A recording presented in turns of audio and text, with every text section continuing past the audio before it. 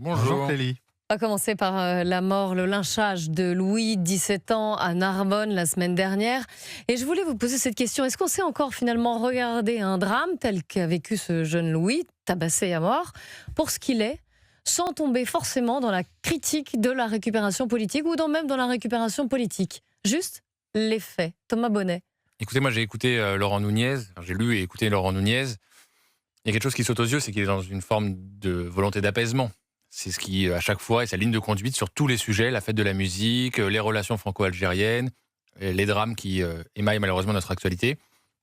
Et ce qu'on constate, c'est que Laurent Nunez, à mon avis, pèse chacun de ses mots. Et quand il dit qu'il ne veut pas, par exemple, parler d'ensauvagement, il se dit que peut-être utiliser ce mot-là peut avoir une incidence et un impact sur le climat du pays. Et c'est très révélateur, en fait. C'est-à-dire que si le ministre de l'Intérieur, l'homme le mieux informé de France, se dit que chacun des mots qu'il peut prononcer peut avoir potentiellement un impact sur l'état de fragmentation de notre pays, c'est que notre pays est sacrément fragmenté. Et parfois, il faut attendre le départ d'un ministre pour se rendre compte de ce qu'il pense réellement. Je fais référence à Gérard Collomb, bien sûr. Nous vivons côte à côte, bientôt nous vivrons face à face. Gérard Collomb, qui était quand même socialiste avant de rejoindre Emmanuel Macron, et qui tient ce constat-là avant de partir. Sébastien Ligné. Moi, j'ai beaucoup de mal avec la critique du terme de récupération politique. Je trouve qu'il est connoté négativement et que c'est totalement contre-productif. La récupération politique, c'est pas un gros mot. C'est pas une insulte faite aux victimes. D'ailleurs, je pense que le but premier d'un homme politique, c'est justement de récupérer des drames pour faire en sorte que des faits divers deviennent des faits de société. C'est le rôle d'un politique d'être la parole, le transmetteur de la colère populaire. Et je pense que beaucoup de familles de victimes aimeraient souvent que quand ça leur arrive, quand ça touche quelqu'un de leur famille, il y ait un homme politique, pas forcément le président de la République ou un ministre, mais ne serait-ce qu'un député, un maire, vienne les voir et fasse ce qu'on appelait à l'époque le cahier de doléances, qui récolte les plaintes et qu'ensuite il diffuse les plaintes au plus grand nombre. C'est quand même ça le rôle premier d'un politique. La récupération, ça a évidemment du bon. Et heureusement qu'aujourd'hui, on a des hommes politiques qui s'emparent de ces drames. Parce que si on n'avait pas eu cette récupération maintenant depuis quelques années autour de l'ensauvagement, eh ben peut-être que Gérald Darmanin n'aurait jamais parlé d'ensauvagement. Justement, c'est cette récupération de la part, notamment de la droite, qui pousse même le bloc central à reconnaître aujourd'hui, en tout cas pour une partie, la question de l'ensauvagement et de l'insécurité chronique. Non mais Sébastien a parfaitement raison. Je dirais même qu'il y a des récupérations qui, dans l'espace médiatico-politique, sont plus acceptables que d'autres. En fait, là, ce qu'on appelle récupération, c'est partir d'un drame, d'un fait, pour en tirer des conclusions politiques et en apporter des solutions pour éviter que ça se reproduise. C'est précisément ce qu'on fait, par exemple, quand on parle des victimes de la canicule. On dit, bon voilà, il y a tant de victimes, prenons des décisions pour que, à l'avenir, nous soyons prémunis contre ce genre de fléau. Ça, c'est une forme de récupération, visiblement, qui, là, cette fois, est acceptable. Il y a beaucoup d'exemples où on va en parler, d'ailleurs. La gauche, notamment, ou même le centre, s'empare de certains sujets pour dire, voilà, face à ce fléau, nous allons agir. C'est précisément ce que disent certains élus de droite, notamment sur les cette migrants. Enfin, si la gauche ne fait pas de récupération politique sur la cause des migrants, alors qui fait de la récupération politique? Souvenez-vous de ces petits-enfants, ces photos d'enfants échoués sur la plage. Ces photos étaient brancardées par les élus de gauche, justement, pour encourager l'accueil des migrants et pour contester le fait que la France avait un rôle criminel en refusant d'accueillir les migrants. Je vous fais écouter Marie-Julie Marteau. C'est la tante de Louis. Elle a annoncé une marche blanche et a appelé tous les politiques, justement, à venir. Elle était ce matin sur CNews. Ce sera dimanche à Narbonne à 11h. Et j'invite tous les représentants de l'État, tous les élus qui prennent leurs responsabilités, qui soient présents à cette marche. Parce que s'ils veulent parler de récupération politique, qui récupèrent l'affaire de Louis, c'est à eux de s'en saisir maintenant. Nous, on les invite tous bords politiques confondus. Donc par exemple, Laurent Nunez, qui a refusé le terme d'ensauvagement, vous lui dites « venez, monsieur le ministre ». Bien sûr. Qui viennent, qui prennent leurs responsabilités, qui soient là. S'ils veulent parler encore une fois de récupération politique, saisissez-vous de l'affaire de Louis. Récupérez-la vous parce qu'elle est juste. Notre cause, elle est juste. La vérité, elle est de notre côté. La vérité, elle est de notre côté, notre cause, elle est juste, Thomas Bonnet. Ouais, non, mais c'est très pertinent ce qu'elle dit, parce qu'en effet, elle invite tout le monde à cette marche blanche, donc il n'y a pas d'idéologie derrière ses propos. Elle dit juste c'est une affaire qui mérite qu'on s'en empare. Prenez vos responsabilités. Absolument, et c'est ça aussi la grande différence, c'est-à-dire que pendant longtemps, les responsables politiques nous ont dit respectez le deuil de la famille, s'il vous plaît, n'instrumentalisez pas telle ou telle affaire. Sauf que la différence, c'est qu'aujourd'hui, les familles prennent la parole. C'est la famille de Louis qui a décidé de porter cette affaire à la connaissance du public. Elle l'a dit d'ailleurs, c'est pas le temps du deuil, c'est le temps de la colère. Ouais, et donc c'est eux qui ont décidé d'en faire une affaire portée à la connaissance du plus grand nombre pour pointer les défaillances de l'ASE en l'occurrence, mais plus généralement l'hyperviolence. Dont acte aux politiques désormais de s'emparer de cette affaire et d'y répondre. J'allais y venir parce que là aussi, Dans cette affaire, est-ce qu'on peut dire que l'État a failli ? Sébastien Ligné. Évidemment, souvenez-vous d'Arménie Comines qui expliquait la France a tué mon mari à propos du gendarme Comines qui avait été tué. Évidemment que la France faillit. Vous prenez la question des ASE par exemple, parce que c'est un des sujets connexes à cette affaire.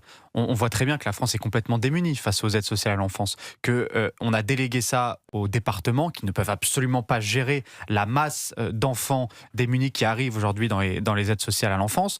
On est incapable de changer le droit pour faire par exemple que les aides sociales à l'enfance deviennent des lieux aussi de privation et qu'on puisse obliger des enfants à rester dans les ASE, ce qui n'est pas le cas aujourd'hui. Il faut bien comprendre pour les auditeurs qu'aujourd'hui, un enfant qui est placé à l'aide sociale à l'enfance, il a le droit de fuguer. Et les accompagnateurs ne peuvent rien faire. Les accompagnateurs ne peuvent rien faire aujourd'hui quand ils voient des jeunes filles de 12-13 ans rejoindre des voitures de proxénètes à la sortie d'une ASE. Ils ne peuvent rien faire si ce n'est faire un petit mot qu'ils envoient à l'administration. Voilà, typiquement, l'État a failli parce que l'État devrait faire en sorte que ces aides sociales à l'enfance ne soient plus des lieux de recrutement pour les proxénètes ou pour les trafiquants de drogue. Typiquement, c'est ce qui se passe. Et le petit Louis, il avait fait des avertissements, il avait parlé de ses problèmes à des encadrants à plusieurs reprises. Il était même allé à la police aussi. Il était à la police, il avait fugué. Enfin, les signaux étaient là, mais on n'a absolument rien fait parce que l'État ne peut plus aujourd'hui contrôler de telles masses d'enfants. C'est ça qui est terrible. On en a trop dans les ASE. Ça coûte plus de 10 milliards d'euros. Et en réalité, on a presque l'impression qu'il faudra en mettre le double pour pouvoir gérer concrètement le flux d'enfants qui passent par ces aides sociales à l'enfance. Thomas Bonnet. J'entends déjà, moi, les macronistes nous dire que c'est facile de renvoyer à la responsabilité de l'État. Vous savez, c'est un peu le sempiternel refrain à chaque fois. Mais là, en l'occurrence, on a quand même de bonnes raisons de le faire. D'une part, Emmanuel Macron, lors de son débat avec Marine Le Pen, avait dit que l'enfance serait la grande cause de son quinquennat. Ben voilà le résultat.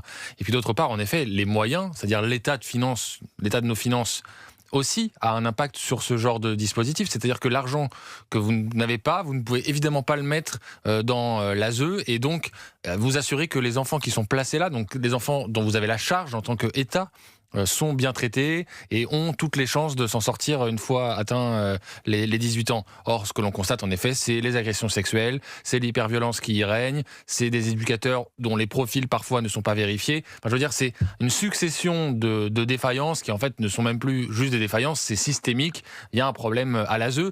On le découvre malheureusement à l'aune de ce drame terrible de Louis. En fait, les signaux en effet sont là depuis longtemps pour nous alerter, mais malheureusement, les responsables politiques n'ont pas pris la mesure. Déjà de l'aide sociale à l'enfance, puisque justement il y a des textes de loi qui sont préparés. On en parle rarement. Dans le cadre un peu du périscolaire aussi. Mais là encore, il y a une question de moyens, forcément. Et bien sûr, c'est-à-dire que j'entendais le témoignage d'un ancien éducateur de Louis qui disait ils sont 4 pour 35. Ah oui.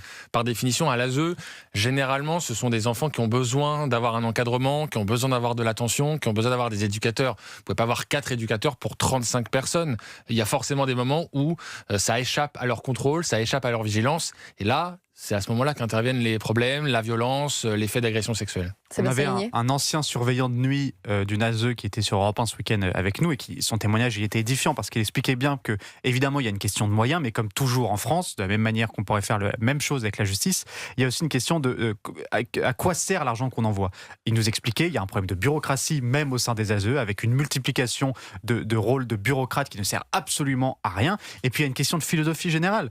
Lui il nous expliquait par exemple, donc on ne peut pas obliger les enfants à rester. Et puis surtout, les encadrants dits, on va dire, professionnels, ils font des journées classiques de bureau, c'est-à-dire qu'à 19-20 heures, ils rentrent chez eux, c'est normal. Et ensuite, la nuit, ce sont des surveillants comme lui qui avaient vu cette annonce dans une petite annonce de journal, donc il n'y avait aucune formation spécialisée. Et il était devenu comme ça, du jour au lendemain, surveillant de nuit dans une ASE, et il devait en effet gérer des dizaines d'enfants tout seul. Mais c'est pas comme ça que ça fonctionne. On parle d'enfants qui ont en général déjà des problèmes, que ce soit des problèmes sociaux au sein de leur famille, qui ont parfois des problèmes physiques. En l'occurrence, Louis avait des problèmes, il avait des problèmes d'attention. Donc, ce sont quand même souvent des enfants qui nécessitent une charge supplémentaire d'attention. On peut pas simplement mettre des surveillants comme ça qu'on trouve à Pôle emploi et leur dire de 21h à 2h du matin, vous allez avoir la charge de 15 enfants.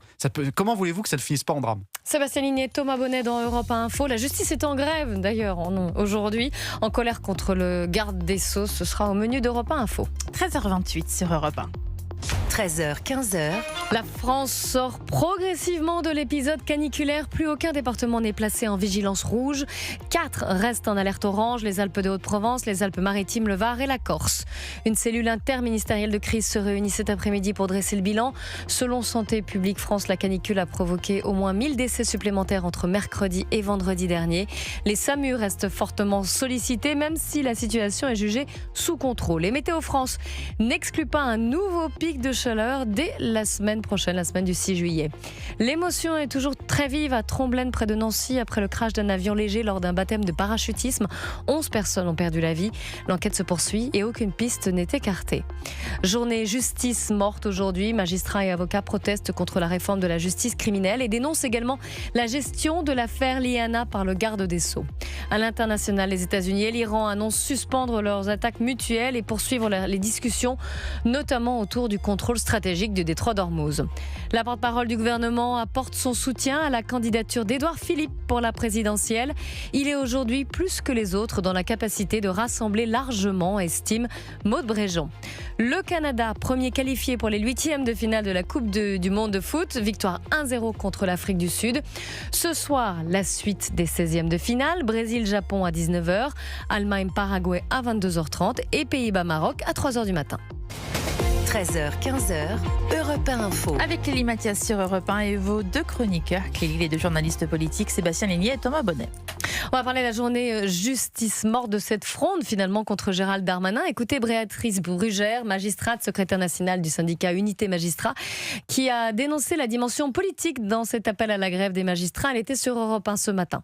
Ce qui se passe aujourd'hui, c'est qu'il y a un peu une confusion sur les thématiques. C'est-à-dire qu'on était sur l'affaire Liana, et là on revient sur un autre sujet qui est le projet de loi de Darmanin. On a plutôt l'impression que ces manifestations, elles deviennent plus politiques à l'égard du ministre, puisqu'on profite de l'émotion de l'affaire Liana pour remettre, j'allais dire, une critique avec cette mobilisation contre le projet de loi du ministre. Alors ce qui est assez paradoxal, c'est qu'une des mesures phares de ce projet de loi était le plaidé coupable criminel, qui avait quand même pour vocation d'améliorer le système pour justement pouvoir juger plus rapidement des faits criminels qui sont aujourd'hui audiencés, c'est-à-dire en salle d'attente, si je puis m'exprimer ainsi, après les instructions, salle d'attente qui peut durer jusqu'à 8-10 ans.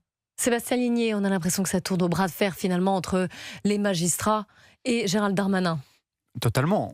C'est un État dans l'État, la magistrature. Il faut bien le comprendre. Et j'aime bien, en fait, je trouve que c'est un mal pour un bien, cette polémique. Et je me réjouis que ces magistrats, ces quelques 2000 magistrats, ce qui fait quand même environ 20% de la profession, ce n'est pas rien, rentrent en résistance, pour reprendre leurs mots. Pourquoi c'est important selon moi ? Parce que ça montre bien que le problème fondamental de la justice, c'est pas tant un problème de moyens. C'est un argument qu'on entend beaucoup depuis l'affaire Liana. Mettons les moyens dans la justice, ça va se passer beaucoup mieux. C'est vrai que ça peut aider. Ça peut aider. Mais in fine, vous pouvez avoir les meilleurs ordinateurs de la planète, vous pouvez multiplier par 10 le nombre de salles d'audience, par 20 le nombre de magistrats, tant que vous ne vous attaquez pas au cœur du problème, c'est-à-dire l'idéologie prégnante au sein de la justice et de certains tribunaux, tant que vous n'attaquez pas à la formation des magistrats qui aujourd'hui est phagocytée par le syndicat de la magistrature, qui est un syndicat d'extrême gauche, tant que vous ne vous attaquez pas au cœur du problème, c'est-à-dire l'indépendance totale et absolue des magistrats, tant que vous n'acceptez pas de mettre sur la table la question des sanctions fermes contre des magistrats, voire de la révocation de certains magistrats qui ont fauté, tant que vous ne renversez pas l'idéologie, la philosophie globale de notre justice qui prône les peines alternatives, le sursis comme mais en peine l'occurrence, dans sanctifiée. l'affaire Liana, c'est pas ça qui est responsable de Non, sa mais mort. si, c'est l'idéologie. Mais moi, je ne suis pas d'accord. On dit encore une fois, il y a un problème de responsabilité individuelle, de faute individuelle, bien sûr.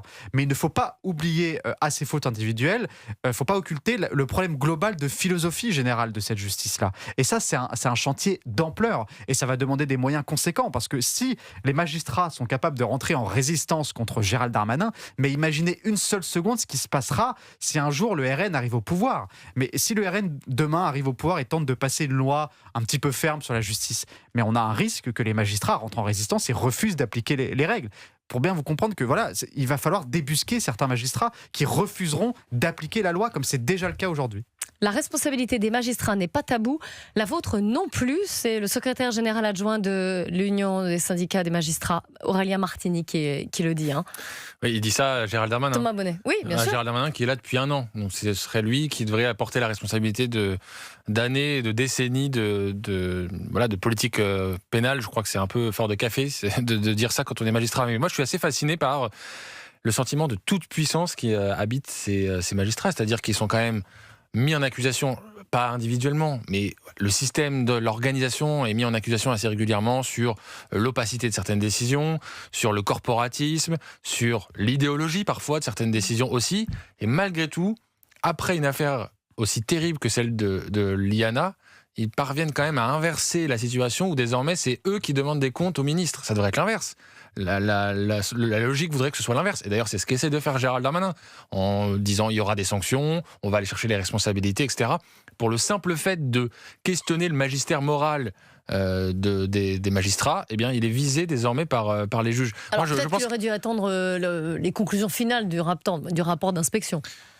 Oui, et de toute manière, les sanctions ne seront prononcées qu'à ce moment-là. Après, effectivement, il est aussi dans une volonté de communiquer parce qu'il y a une attente de la part du public, une attente de la part de l'opinion, à juste titre, qui se demande comment c'est possible qu'on ait eu autant de ratés qui ont mené à la mort de l'IANA. Donc, moi, en effet, je suis assez sidéré et je me pose la question un peu comme Sébastien, comment plus tard, on pourra réformer ce corps des magistrats. Comment on va pouvoir injecter du sang neuf pour que ce corporatisme s'atténue. Je sais qu'ils font un travail compliqué, les magistrats. Ils comptent pas leurs heures. Ils sont parfois dans des juridictions où ils n'ont pas beaucoup de moyens. C'est vrai tout ça, mais il y a un sentiment en effet qu'ils échappent à tout contrôle et qu'ils ont leur propre petit état dans l'état. Et je reprends l'image de Sébastien. Est-ce que c'était d'ailleurs, pour aller poursuivre un peu votre raisonnement, est-ce que c'était le bon moment de faire une journée justice morte avec une grève, alors des avocats, mais surtout aussi des magistrats qui ont rejoint ce mouvement, alors que la population française est profondément émue, voire choquée par cette affaire Liana? Est-ce que ça ne va pas accentuer le divorce? Mais ça montre précisément qu'ils sont en rupture totalement avec l'opinion, avec ce qu'attendent les Français. Je rappelle comme ça, que la justice est rendue au nom du peuple français, normalement. Bon, eux, ils en ont cure, ils s'en fichent, ils sont dans leur petit espace corporatiste, idéologique aussi parfois, mais c'est très intéressant, ça montre leur profonde déconnexion, et c'est pour ça qu'on attend une décision importante mardi prochain pour Marine Le Pen, décision de justice. Parfois, certains, j'entends, disent oui, peut-être que la justice sera sensible au climat qui a entouré l'affaire Liana, seront sensibles au climat politique, mais pas du tout, ils n'en ont rien à faire. Et je pense que cette décision, ils la prendront sur la base de l'affaire, bien sûr, mais aussi un peu de leur idéologie. Et ça, c'est, à mon avis, très regrettable. Sébastien Ligné. Mais évidemment, quand vous regardez les sondages, l'écrasante majorité de la population considère que la justice, c'est trop laxiste ou pas assez ferme. Et ce sont des sondages qui sont transpartisans, d'ailleurs. Vous regardez même à gauche, vous avez une majorité d'électeurs de gauche qui considèrent en effet que la justice est trop laxiste. Mais encore une fois... il y a toujours un réflexe un petit peu clanique au sein de la justice. C'est-à-dire que quand on leur donne ces sondages-là, vous avez des magistrats, des juges, voire même des avocats parfois, qui vous disent « Non mais le droit, c'est notre affaire. En fait, vous ne connaissez pas le droit, vous ne savez pas, c'est très compliqué. Et donc ça sert à rien. On n'a pas besoin de faire de pédagogie. » Je pense aussi qu'il manque de la pédagogie dans la justice aujourd'hui. J'aimerais parfois que des magistrats viennent expliquer leurs décisions de justice. C'est beaucoup trop rare aujourd'hui. Alors on nous explique oui, mais Dupond-Moretti a fait beaucoup d'efforts pour tenter de filmer le nombre de multiplier le nombre d'audiences qui sont filmées, etc.